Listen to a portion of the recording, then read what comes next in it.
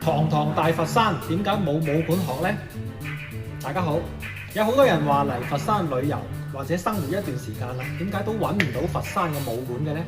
其實唔係冇，佛山嘅傳統武館呢，一般會開喺一啲鬧市嘅居民樓裏邊，甚至有啲師傅直接就喺公園裏邊開始教拳㗎啦。所以如果冇熟人介紹，佢又冇對外宣傳嘅話呢，你哋係好難揾到呢啲傳統師傅嘅。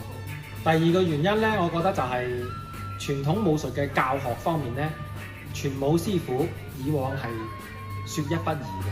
好似我哋學功夫咁，師傅要你前3個月淨係可以紮馬嘅啫，或者淨係可以練一個動作，3個月之後你再練下一個啦咁。咁基本上係不容置疑嘅。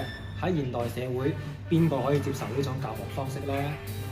更多嘅呢個時候就係以教練同埋學員相稱嘅呢種關係，學員同教練提出需求，然之後共同制定一個教學計劃，最後可以達到雙方都滿意嘅結果。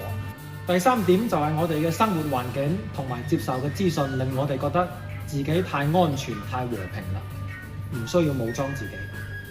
我每年嘅暑假、寒假都會接收好多準留學生，或者係出國留學嘅學生，都會嚟我哋武館開始訓練同埋學習。邊講呢幾點呢？都係我個人見解啫。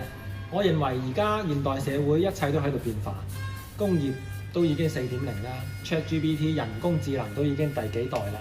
咁我哋傳統武術係咪都應該升級換代呢？令到我哋嘅武術之鄉真正當之無愧，有多啲武館俾人選擇。唔知你又點睇呢？